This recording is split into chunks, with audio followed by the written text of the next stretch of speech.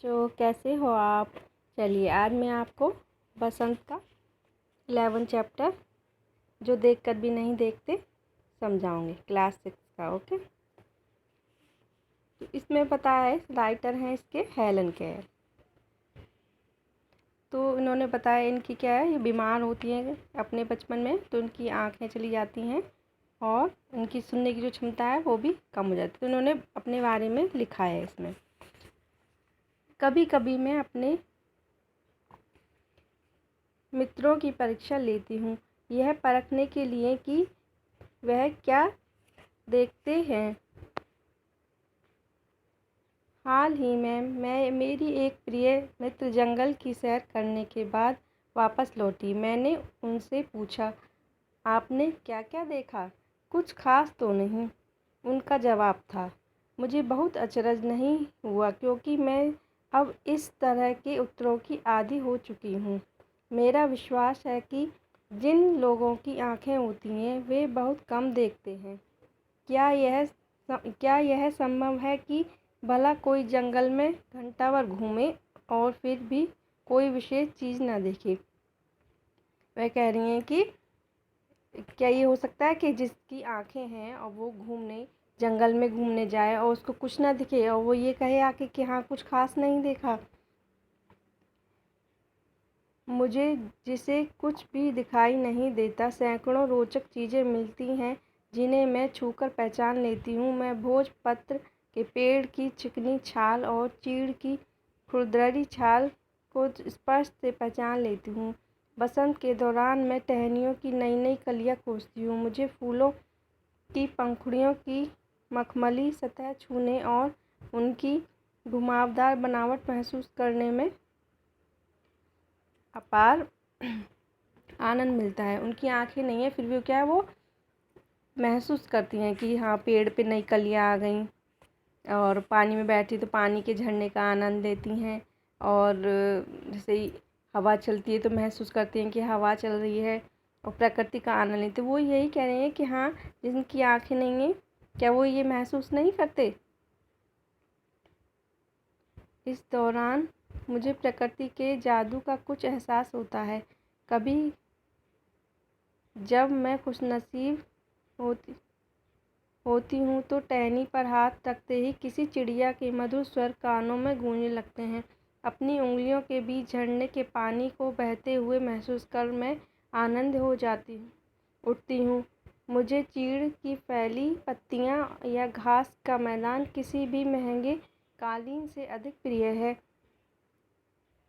बदलते हुए मौसम का समा मेरे जीवन में एक नया रंग और खुशियाँ भर देता है।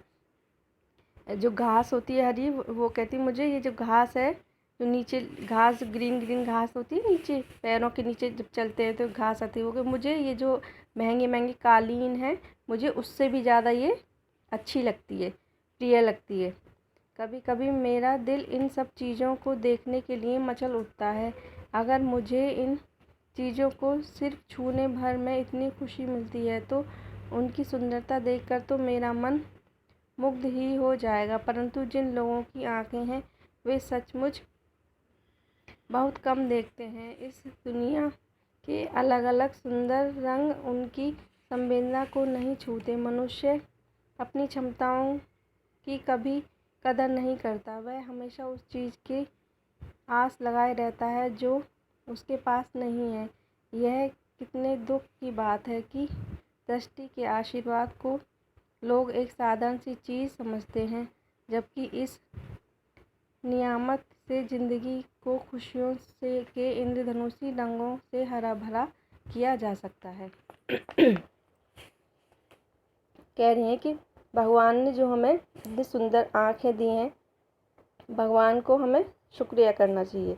भगवान ने जो हमें चीज़ें दी हैं उसके लिए हमें भगवान को थैंक्स बोलना चाहिए, और ना कि जो हमें नहीं दिया है उसके पीछे भागना चाहिए कि ये नहीं है हमारे पास, ये नहीं है। भगवान को हमें जो भगवान ने हमें दिया उसको हमें संतुष्ट रहना चाहिए।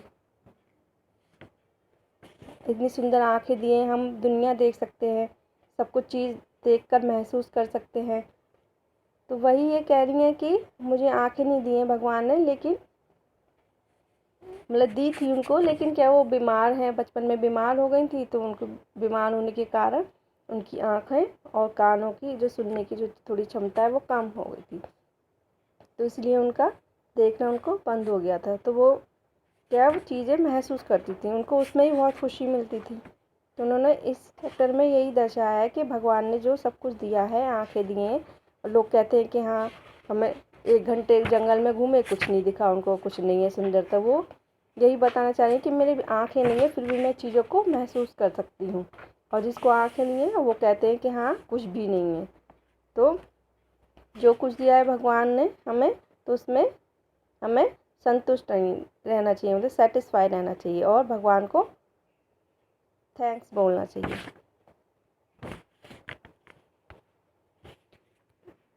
इसमें लेखिका के बारे में बताया है कि हेलन केलर 1880-1968 अमेरिका में एक ऐसा नाम है जो घोर अंधकार के बीच भी रोशनी देता है। कल्पना करो कि जो न सुन सकता हो, न देख सकता हो, फिर भी वह लिखना, पढ़ना और बोलना सीख ले। भरपूर आशा आकांक्षा के साथ जीवन जीने लगे और उसके योगदान दुनिया के लिए यादगार बन जाए। ऐसी थी हेलन केलर।